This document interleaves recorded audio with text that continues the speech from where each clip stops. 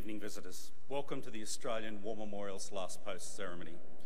My name's Richard Cruz, and joining us today from the Royal Australian Navy is Chief Petty Officer David Osborne.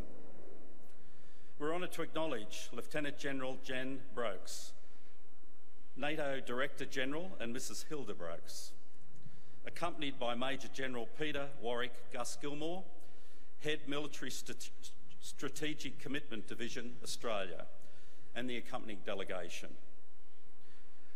We also warmly welcome the family members of Private Frederick Austin Davis Wilkes and Arthur Roy Edwards, who are joining us for commemoration this evening. We welcome the veterans who have served, those that are still serving, and the families that support them. We acknowledge the members of RSL and Services Clubs Association, RSL Victoria and RSL Queensland, who are watching the broadcast of this ceremony across Australia. During this evening's ceremony, wreaths will be laid at the base of the Pool of Reflection by visitors and students on behalf of the following schools. From Victoria, Resurrection Primary School, Keysborough, and St Patrick's School, Murrumbina. Australia's Federation Guard is a tri-service ceremonial unit of the Australian Defence Force. They provide a ceremonial presence at civil and military events and during visits to Australia by foreign dignitaries. The Guard will now dismount the catapult party from the tomb of the unknown Australian soldier within the Hall of Memory.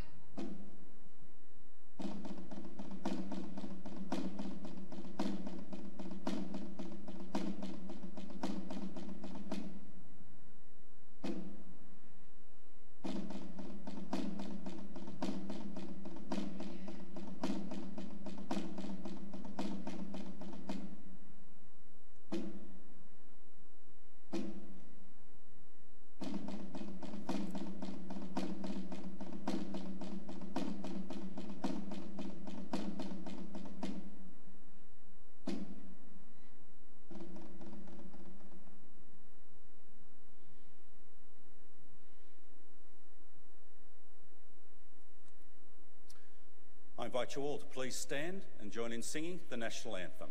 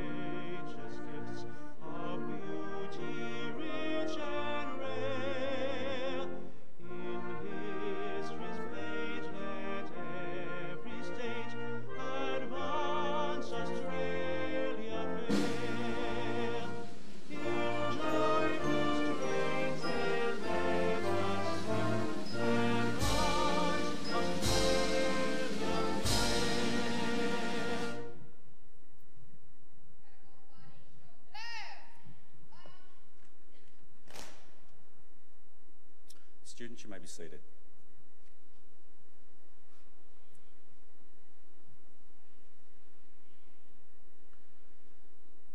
The Australian War Memorial was the vision of Charles Bean, Australia's First World War official historian. Bean landed with the Australian troops on Gallipoli and stayed with them at the front through to the end of the war.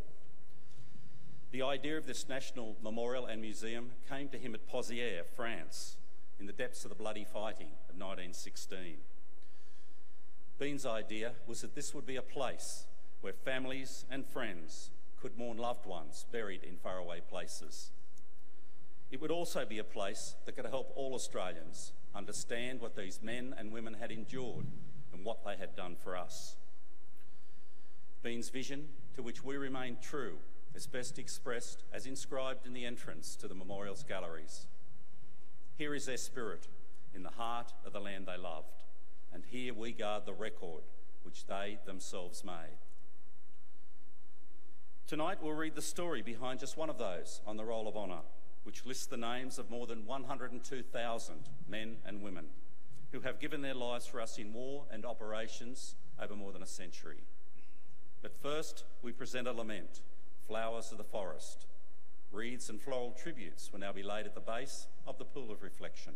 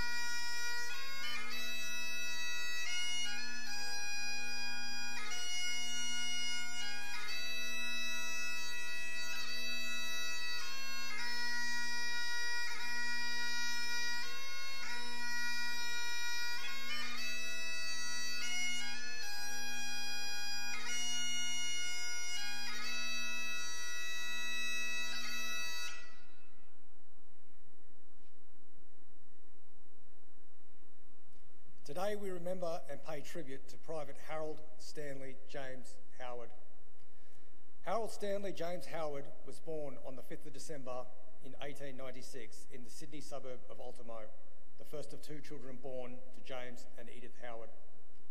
After growing up in Drummoyne and attending the local school, he went on to work as a clerk. Just over a year after the start of the First World War, on the 13th of January 1916, Howard enlisted in the Australian Imperial Force with his good friend Walter Dobinson at the Sydney Town Hall. Neither of the boys had parental permission to enlist, so they forged their parents' permission and signatures on each of the station forms. In early February, they went into camp at Liverpool. After initial training, they were transferred to Broadmeadows Camp in Victoria. Here, they were allotted to the 2nd Reinforcements to the 59th Battalion. Howard and Dobinson embarked from Melbourne aboard the transport ship Port Lincoln on the 4th of May 1916, bound for England. There they undertook more training, then sailed for France in early September. After arriving, both Howard and Dobinson were transferred to the 57th Battalion and were placed in 9 Platoon C Company. The battalion spent the tail end of 1916 alternating between rest areas, supports and front lines in the Somme Valley, enduring the bitter European winter of 1916 to 1917. Howard spent his 21st birthday as a member of a working party at Ducoville Railway. He was hospitalised for a month at the beginning of February, but he returned to his unit in time to take part in the Allied pursuit of the Germans as they withdrew to the Hindenburg Line. The battalion played a support role during the Second Battle of Bullecourt in May. Howard took part in his first major battle at Polygon Wood in September, and they spent the remainder of the year moving between rest camps, support and frontline positions.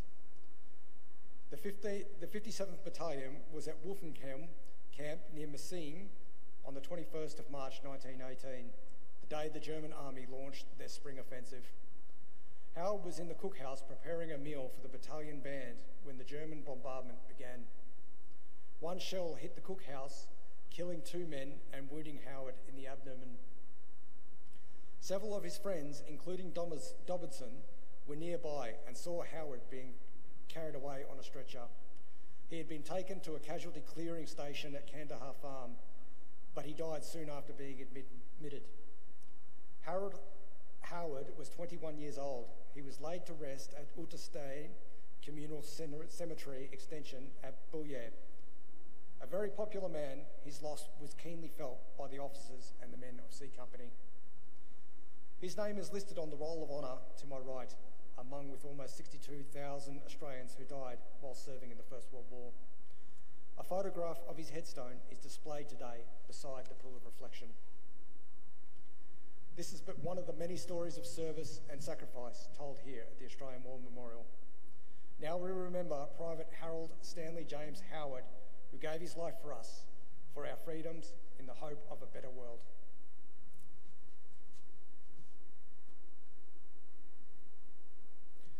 Please stand for the reading of the Ode and the sounding of the last post.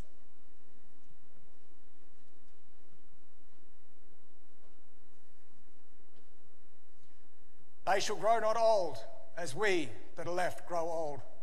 Age shall not weary them, nor the years condemn. At the going down of the sun, and in the morning, we will remember them. We will remember them.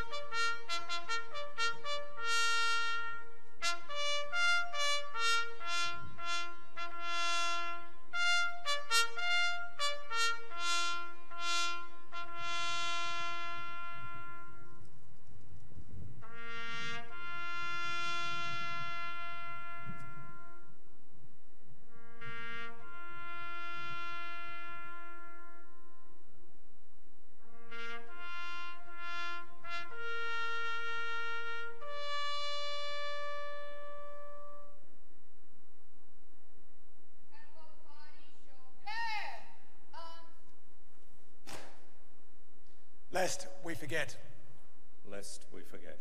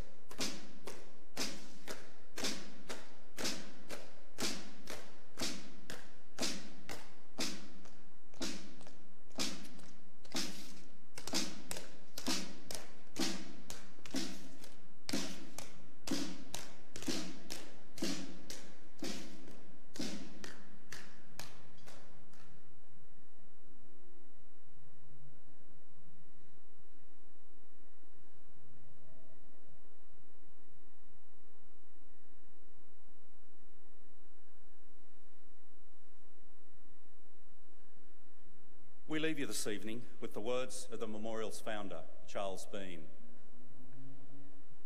Many a man lying out there at Pozières or in the low scrub at Gallipoli, with his poor, tired senses barely working through the fever of his brain, has thought in his last moments, well, it's over. But in Australia, they will be proud of this. Ladies and gentlemen, girls and boys, that concludes this evening's last post ceremony. We thank you for visiting the Australian War Memorial and wish you all a very good evening. Thank you.